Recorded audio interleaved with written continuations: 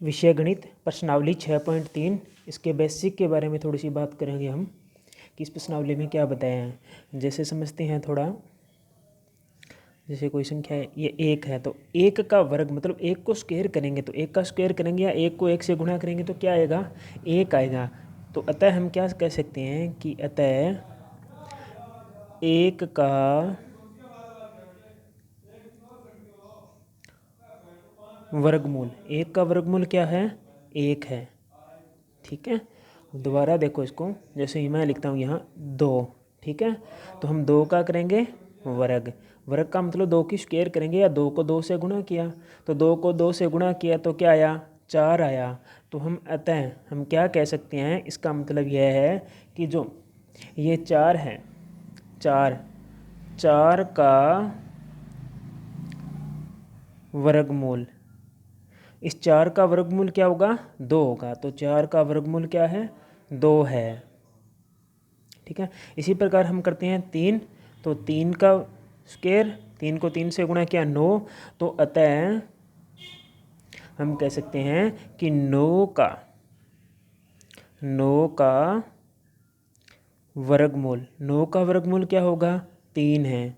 ठीक है, इस प्रकार हम वर्गमूल ज्ञात करते हैं। ठीक है, तो अगर हम आगे लिखें तो जैसे चार, चार की स्क्वायर, तो चार की स्क्वायर होती है 16, तो हम यहाँ लिखेंगे अतः 16 का वर्गमूल कितना होगा, 16 का वर्गमूल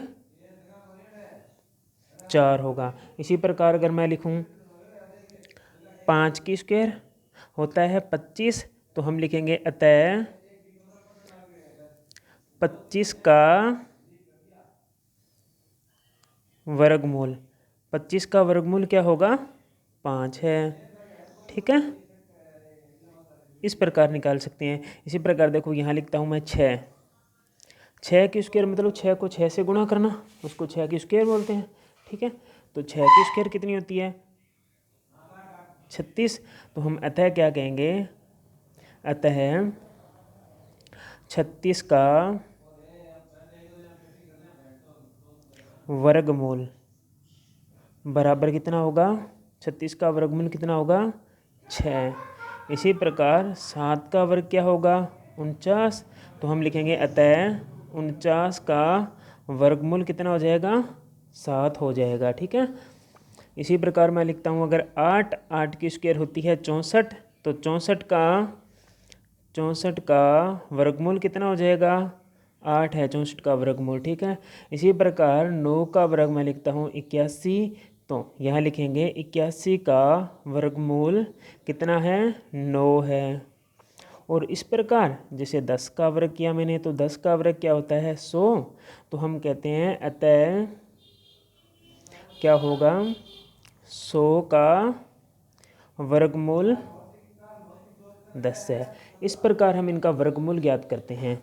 हम देखो इनमें कॉमन क्या है, देखो एक तो एक आ रहा है, मैंने एक ले लिया काउंटिंग, फिर क्या है, देखो किसी में दो आ रहा है क्या, पीछे अंक, देखो एक तो ये एक आ गया, फिर इसके पीछे अंक क्या आ रहा है, चार आ रहा है, इसके पीछे अंक क्या आ रहा है, ये एक 9 है, इसके पीछे कितना अंक आ रहा है, 6, इसके पीछे कितना है, 5 है। अब देखो ये 6 है, 6 को दोबारा नहीं लिखना, यहाँ कितना है, 9 है, 9 हमने पहले ले लिया, नहीं लिखना, 4, 4 पहले ही आ गया, एक हमने ले लिया तो एक ले लिया, एक और क्या बचा, 0। तो इसका मतलब हमने इनका पीछे का अंक देखा है। ठीक है, तो मतलब अगर कोई भी संख्या पूर्ण वर्ग संख्या होगी तो उनका अंतिम अंक ये होगा। ठीक है, पूर्ण वर्ग संख्या का अंतिम अंक, मतलब जिन संख्याओं का अंतिम अंक 1, 4, 9, 6, 5, 0 इनमें से कोई भी एक संख्या आ जाएगी अंतिम अंक, तो हम कहेंगे कि वह कौन सी संख्या है, पूर्ण वर्ग संख्या है। ठीक है, इसका थोड़ा सा आपको ध्यान रखना है, इसके बारे में आगे हम क्वेश्चन में बात करेंगे।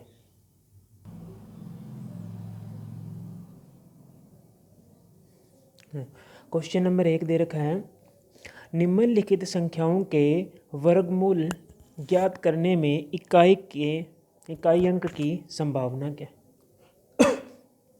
मतलब इन संख्याओं का हम वर्गमूल ज्ञात करेंगे तो उसमें जो इकाई अंक आएगा उसकी क्या समझा, मतलब इकाई अंक कौन कौन सा आएगा। ठीक है, तो आपको क्या करना है, सबसे पहले संख्या देखनी है भी उसका इकाई अंक ज्ञात करने के लिए। ये संख्या दे रखी है, इसका मतलब है कि इसका इकाई का अंक क्या आएगा। ठीक है, तो इसकी स्क्वायर करेंगे तो मतलब इसका इकाई का अंक क्या है, इसको आप 2 बार गुणा कर लो, 9801 9801 ये संख्या। ठीक है, आप क्या करो, इसका इकाई अंक ज्ञात करने के लिए अंत में जो अंक है उन दोनों को उठा लो।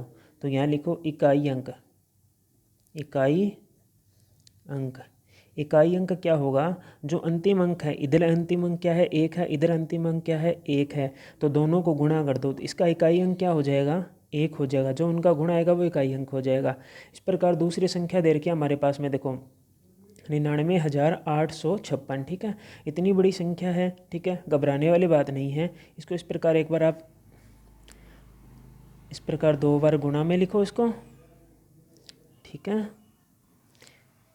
फिर इसका क्या यहाँ लिखना है इकाई अंक, इसका इकाई अंक क्या है, तो इकाई अंक।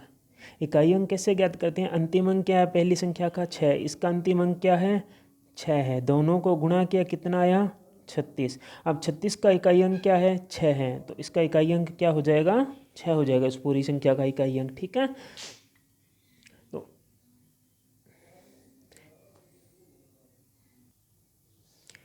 तो इस क्वेश्चन को थोड़ा सा दोबारा देखो, इन दोनों को हमने मल्टीप्लाई किया। ठीक है, 1 आ गया। ठीक है, दोनों को गुणा करने पर 1 आ गया।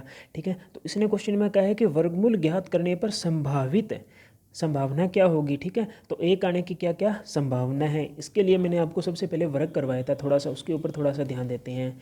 देखो यहाँ पर देखो हमारा उत्तर 1 आया था, मतलब तो 1 किसका वर्ग करने पर 1 आ रहा है, 1 का वर्ग करने पर 1 आ रहा है, और 1 क्या आ रहा है कब आ रहा है पीछे 9 का वर्ग करने पर, तो उसके इकाई अंक की संभावना क्या हो जाएगी, एक तो 1 हो जाएगी, एक और क्या हो जाएगी 9 हो जाएगी। तो हम यहाँ लिखेंगे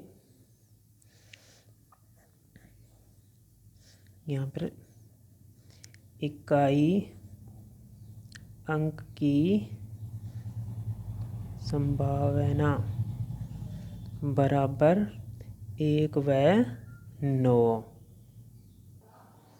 अब क्या ज्ञात करना है हमें, दूसरे में देखो हमने कितना निकाला था 6 निकाला था। ठीक है, मतलब काउंटिंग करके, तो यहाँ पर संभावित इकाई अंक, संभावित इकाई अंक।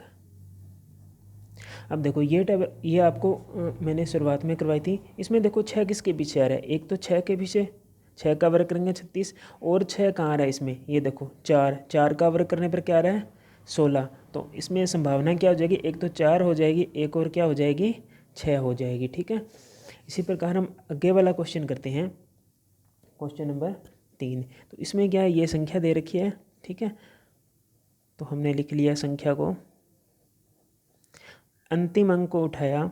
ठीक है, इस संख्या को मैंने 2 बार मल्टीप्लाई किया, वर्गमूल ज्ञात करनी, अंतिम अंक को उठाया 1 × 1 बराबर कितना आया 1 आया। ठीक है, तो अब इसमें देखना है 1 किसके पीछे आ रहा है, एक तो 1 का वर्ग करने पे 1 आ रहा है, और एक 9 का वर्ग करने पर क्या आ रहा है 1 आ रहा है। तो हम लिखेंगे अतः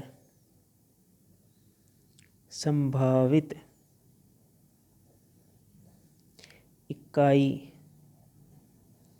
अंक कितना होगा, संभावित इकाई अंक क्या क्या होगा, एक तो 1 होगा, वह दूसरा क्या होगा 9 होगा। ठीक है, इस प्रकार थोड़ा सा देखना है इसको।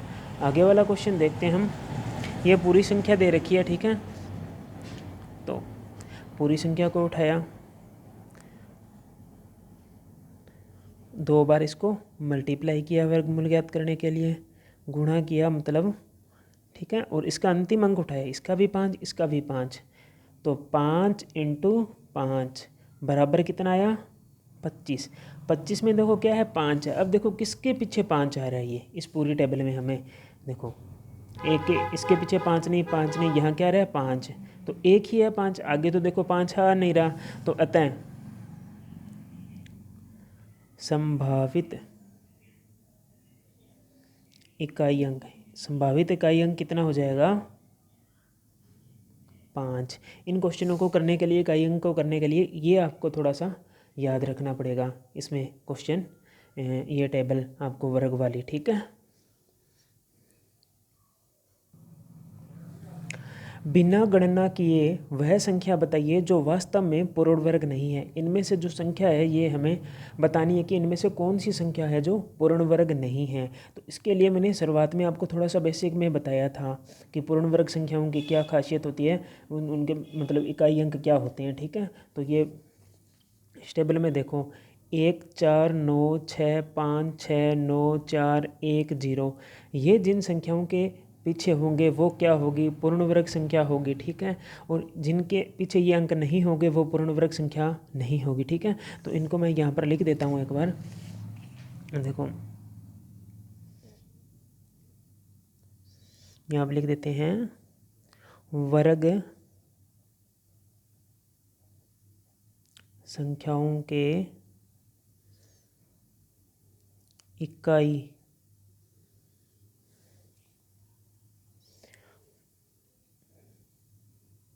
वर्ग संख्या को इकाई अंक, मतलब कि 0 1 4 5 6 व 9, मतलब जिन संख्याओं के इकाई अंक ये 1 0 4 5 6 9 है वो कौन सी संख्या होगी, पूर्ण वर्ग संख्या। और जिन संख्याओं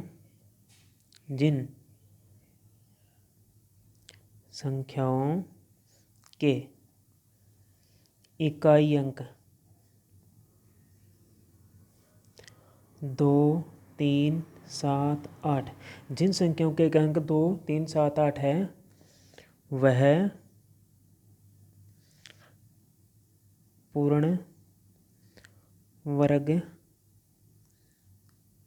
संख्या नहीं है। ठीक है, तो पहला क्वेश्चन हमें दे रखा है 153 में इकाई का अंक कितना है, 3 है। तो देखो इकाई का अंक 3 है, इसमें है तो इकाई अंक 3 है, अतः यह पूर्ण वर्ग संख्या नहीं है। तो लिखेंगे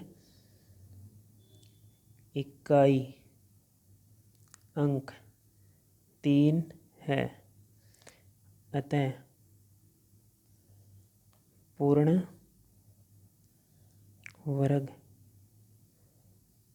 संख्या नहीं है। ठीक है, इसका ये कारण है क्योंकि इकाई का अंक क्या है, इसका 3 है, तो यह पूर्ण वर्ग संख्या नहीं है। इसी प्रकार दूसरा देखते हैं 257, इसमें इकाई का अंक क्या है, 7 है। तो इकाई का अंक 7 इसमें नीचे वाले में आ रहा है और नीचे वाली अगर ये तीनों चारों इकाई अंक का तो वो पूर्ण वर्ग संख्या नहीं है। तो हम लिखेंगे इकाई अंक 7 है अतः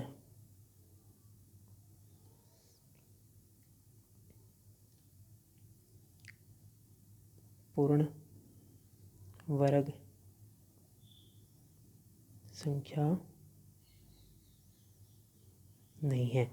इसी प्रकार आगे वाला क्वेश्चन नंबर 3 408, इसमें इकाई अंक कितना है, 8 है। तो इसमें इकाई अंक 8 है, तो देखो 8 नीचे वाले हमारे, तो यह पूर्ण वर्ग संख्या नहीं है। तो मैं इसको सीधा ही लिख रहा हूँ पूर्ण वर्ग नहीं। ठीक है, और आगे वाले कितनी है 441, इसमें इकाई अंक क्या है, 1 है। तो ऊपर वाली में देखो इकाई अंक 1 आ रहा है ना, तो अतः यह पूर्ण वर्ग संख्या है।